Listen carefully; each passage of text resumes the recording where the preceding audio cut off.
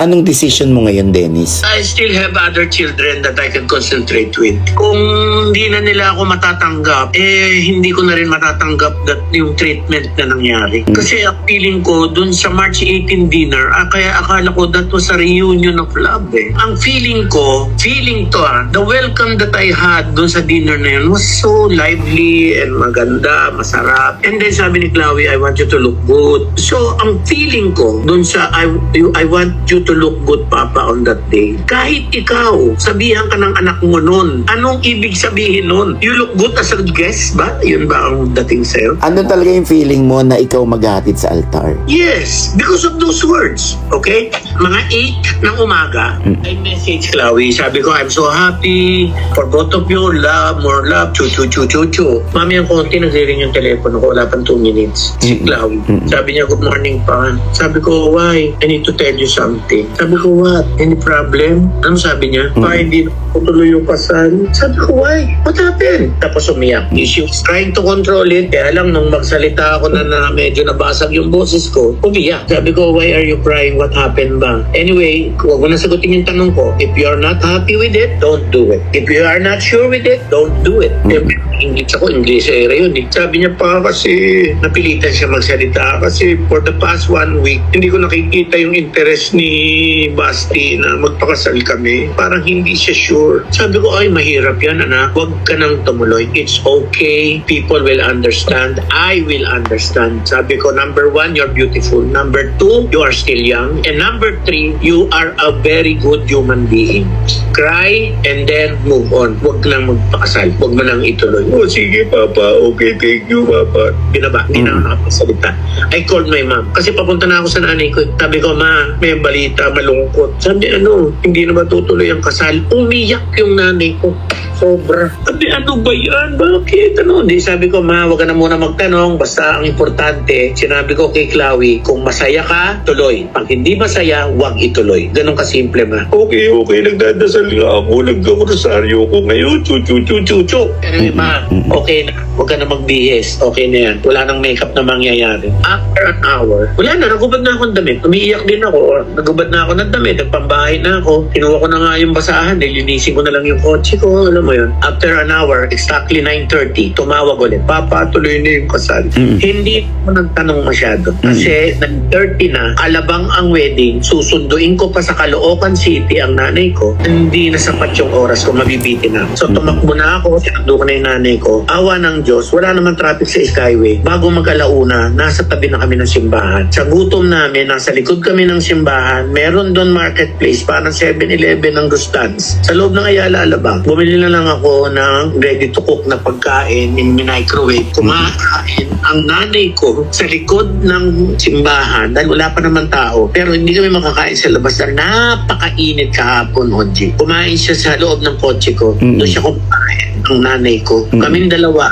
lalay ko si Dexter, kumain kasi may park na maliit. Doon kami kumakain. Pagkatapos namin kumain, tinawagan ko si Jean kung nasaan na siya. Sabi niya malapit na ako. Si Jean, ibinili ko na rin ng pagkain doon sa take-out food doon sa marketplace doon sa likod ng simbahan. Kumain kami. Sa madalit salita, alauna pa lang tapos na kami kumain, nagilamos lang kami at pumasok na kami sa simbahan. Wala pang tao ang simbahan. Nag-picture taking na ako, si Jean, saka si Mama. Sa sobrang excited ko, sabi ni Jean, ang aga naman natin, kuya. Sabi ko, ganun talaga, father of the bride eh. Sa bagay, ganun. Sabi ng mama ko naman, oo, Jean, ganun talaga yun. Hindi mo kasi alam, wala ka pang anak na kinasal. Anyway, kaya yung mga picture na pinost ni Jean, that was, wala pang tao yun. As you can see, walang tao yun.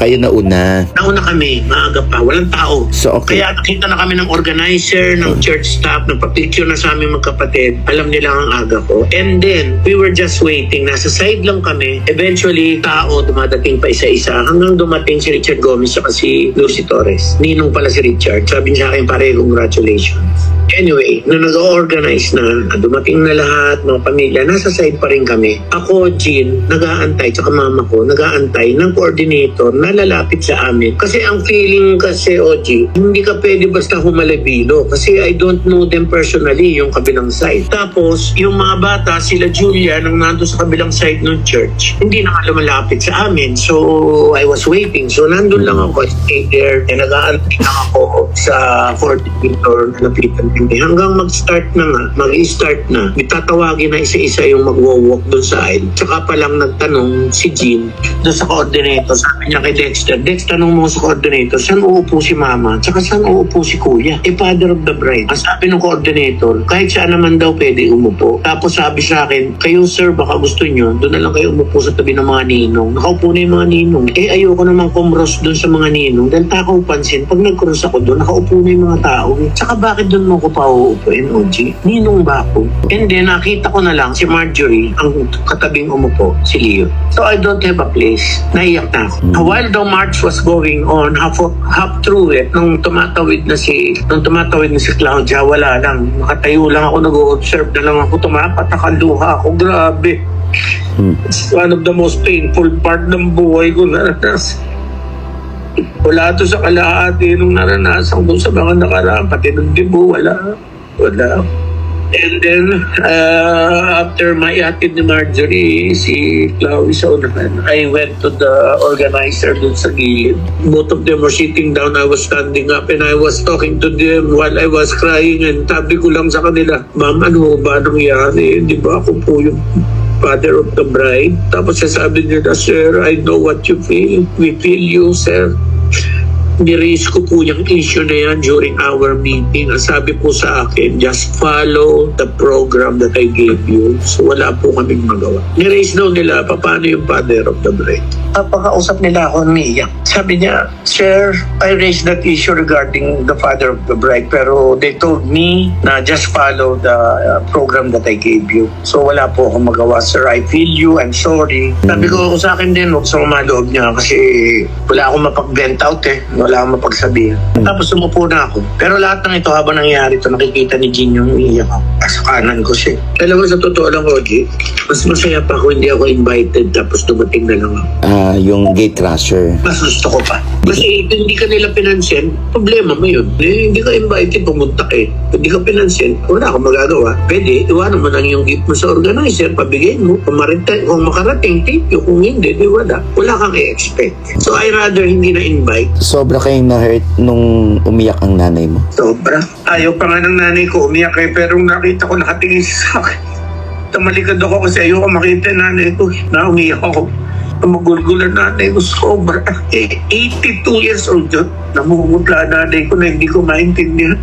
Pero lumapit naman yung mga anak mo sa lola nila. Hindi. Ang nangyari, nung picture taking, hinatid ko mama ko, sabay ko nung pa-picture. Kasi ang plano namin ni Jean, sabi ni Jean, kuya, huwag na tayo umattend dun sa, sa reception. Sobra na yun. Masyado na. Baka mamaya wala ka rin portion dun. Pag wala ka pa dun, huwag na. Malis na tayo. Tapos sabi nung coordinator, sabi ko, ito yung gift ko, pakiabot na lang po. Nung alam niya nga, alis na ako dun sa wedding. Lumapit yung coordinator, hinawakan ako sa kamay, umupo sa tabi ko, ginrip niya yung kamay ko, sabi niya, Sir, can you stay for a while? Kasi ang request po ni Chloe, ay gusto raw niya may picture ka with them sa altar. So sabi ko kay Jinjin, pagbigyan na natin, kawawa naman yung bata, walang magawa. Alam mo, ayaw ni Chloe yun. Naging arrangement na yun. Ayaw niya yun. Ayaw niya yun. Siguro kaya ako pakiramdam ko lang kaya sinabi niya na hindi natuloy yung kasal. Siguro ayaw niya na akong pumunti. So ngayon, ano na ang desisyon ni Dennis? Ayoko na. Surrender na. I'm finished. What do you mean finished? Tatay na lang nila ako pero bringing back the relationship, wala na siguro. Maybe we can just play around with the memories pero that's it. Finish. When you say finished, pati yung mga post mo about them. Yes, tatanggalin ko na lahat. Ang hirap lang kasi hindi isa-isa ko Ang dami. Ngayon ko lang na-realize, Oji. Ngayon ko lang na-realize. Not one of my children even posted my picture in their Instagram. Not once. Ni wala akong picture sa kahit sa ang social media nila. Ni walang mention ng pangalan ko, ng nanay ko, ng tatay ko, na artista din sa kanilang mga social media posts. As in, zero. Why, OG? Number 2, OG, di ko alam kung paano ko pasasalamatan sa lahat. Wala nung simula. Wala pa lang nung bago magdibo. Maraming salamat. Isa sa dahilan bakit ako na-imbita ron dahil sa'yo. Alam ko yun, alam mo yun. Alam mo din na nangyari after the dibo, di ba? Wala rin connection, di ba? Anyway, Dennis, ngayon galit lang yan. Baka mamaya pagtulog mo, pagpahinga mo, mamaya mag-iba naman din yung feeling mo. Baka bumalik pa rin sa dati na hindi, tapi pa rin ako. Ayoko na. Sabi nila ako yung toxic. Talaga ba? How do you answer that? A father is longing for love from the children, especially if the father is going to almost 3/4 of his life. Can you call that as toxic? A father's longing. A father who asks forgiveness privately and publicly, is that toxic? A father who apologized to the mother, to the children, to the boyfriend of the children, in private and in public, do you call that toxic? A father who posted greetings on birthdays, on Valentine's, on Christmas and New Year to greet them so that it would reach them without reply, is that toxic? If the answer to those things I said is yes, then I consider myself toxic. Anong message mo sa mga anak mo? Wala na. I'm sorry, wala na. Na ano to, napagod ka na? Napagod na. I thought hindi mapapagod. Ako alam ko hindi eh.